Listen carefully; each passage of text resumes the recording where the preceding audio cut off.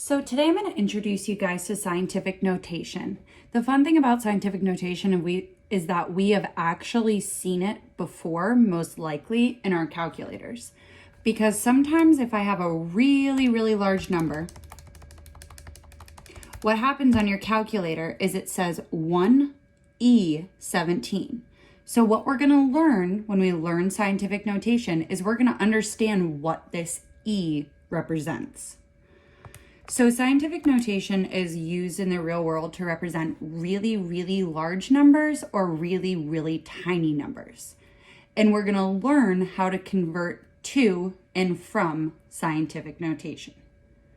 So scientific notation is just a number written so that there is only one number to the left of the decimal point.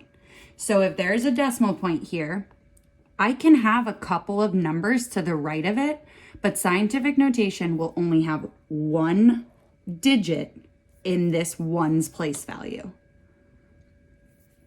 Then I have a multiplication sign, and I'm always multiplying by 10 to the power of something. So this power is what's going to tell me if it's a really large number or a really tiny number. If the exponent is positive, I'm going to have a really big number. If the exponent is negative, that does not mean that this number is negative. That just tells me that I'm working with a really small number. So that is the key. What this looks like in the calculator is this part, the times 10, is replaced with the letter E. I'll put it right here. So it's just the letter E in our calculator. So let's look at some examples in order to further understand this. So scientific notation is used to describe really big numbers and really small numbers. So let's look at our really big numbers first. Really big numbers have positive exponents when written in scientific notation. So I have this really big number right here, 721 million. Written in scientific notation is just 7.21 times 10 to the 8th. It becomes a lot easier to deal with numbers when they are written like this rather than this. And the way you can see this in a calculator is if I type this into my calculator, it should be a big enough number, I think. Oh, no, it's not, to convert to scientific notation. So it has to be a little bit bigger than that into your calculator, but that's okay because we're going to learn how to convert by hand. So in order to convert from standard form, which is what we're used to, or something called expanded form, to scientific notation, which is our shortened version, we're going to move the decimal to the left. So what I'm going to do is I know that there's always this imaginary decimal point at the end. I'm going to move this decimal however many place values I need to move it until there's only one digit to the left of the decimal point, because that's our rule for what is considered scientific notation. However many spaces I moved, so in this case, 1, 2, 3, 4, 5, 6, 7, 8 spaces, that gives me the exponent. And that's all you have to do. So then I would rewrite it as 7.21 times 10 to the 8th, because that's my new location of the decimal point, and I had to move it 8 place values. So let's do another example before we learn going from scientific notation to standard form. So this first practice problem says 9 times 10 to the power of, we're going to do this one first. 9,800,000. In order to convert from standard form to scientific notation, we know we're moving the decimal to the left. 1, 2, 3, 4, 6.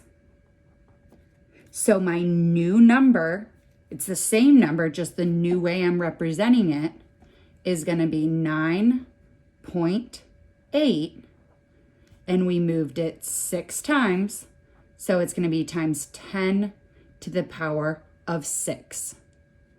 And the reason this exponent is positive is because I had this really big number to start with. And remember, really big numbers have positive exponents. Let's look at this one.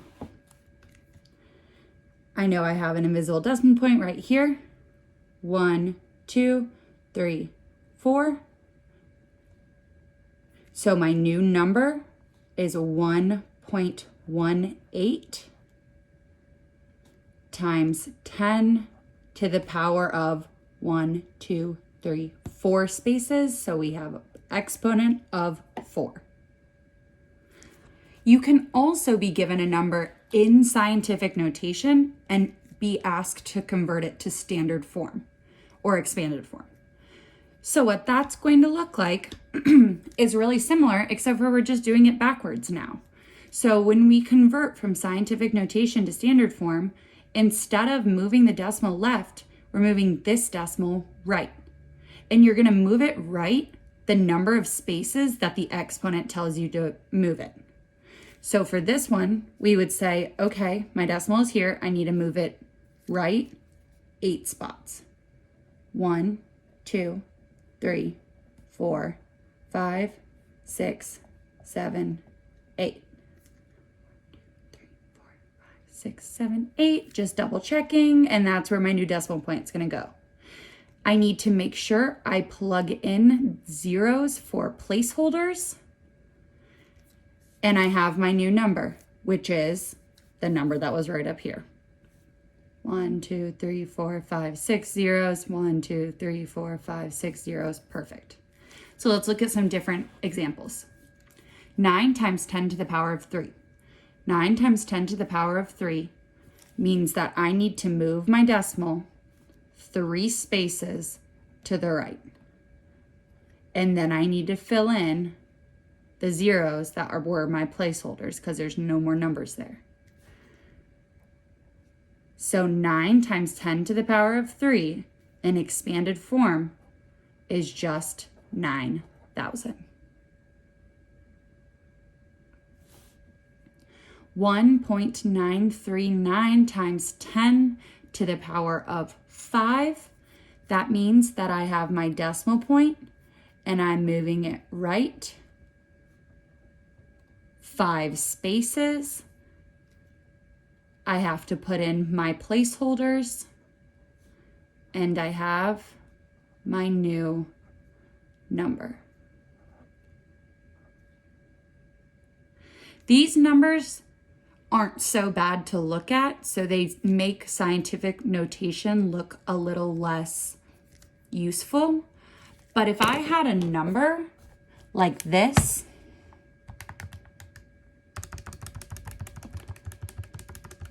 and I asked you to say that number, it's a lot easier to say it as 9.8653 times 10 to the power of 23 than it is to say all of that. I wouldn't even know how to say that number.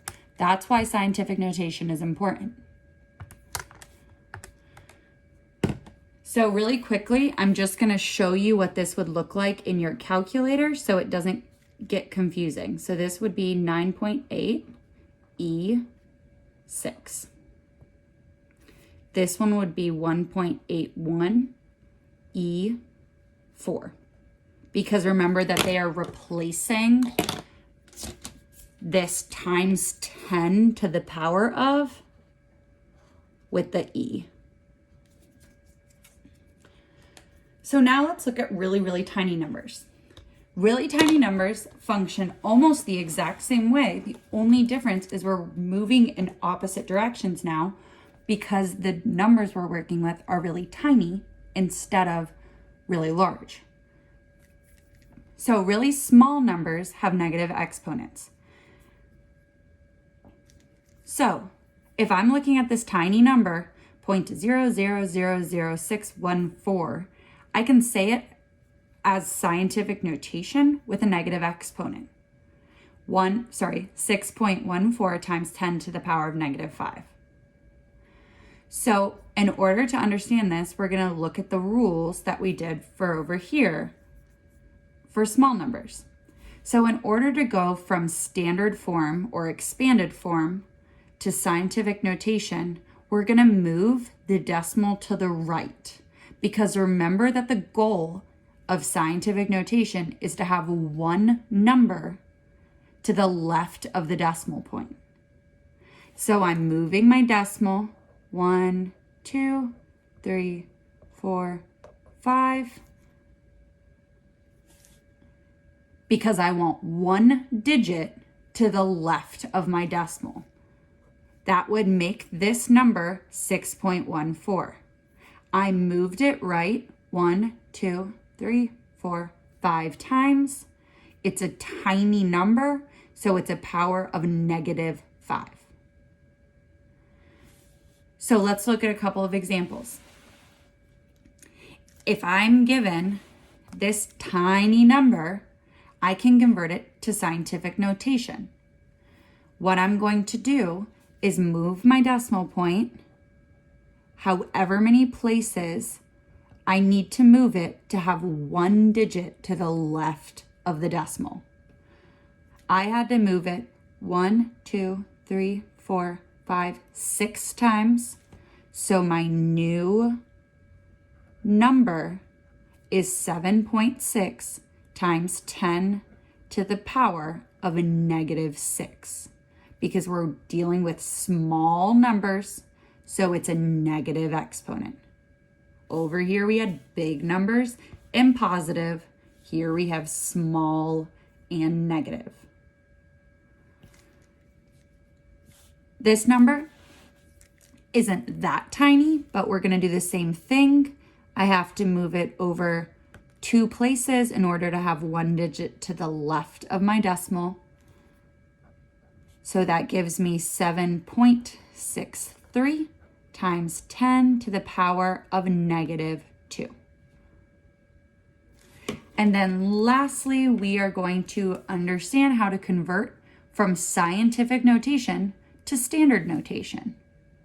So scientific notation to standard notation can be kind of annoying, because a lot of times the problem will be written in a way that makes it hard to put your little bumps that we're using to hold our place values. But that's okay. We can always rewrite the number if we need to. What we're going to do here is move the decimal to the left in order to expand our number. So like I said, I'm going to rewrite this so that I have a little bit more space to the left. 4.83 times 10 to the power of negative 3.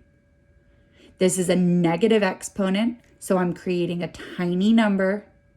I'm moving it to the left 3 places. Just like we did with our big numbers, we need to put in our placeholders, these zeros, for the place values that are empty. So written in expanded form, standard form, we have 0.0048.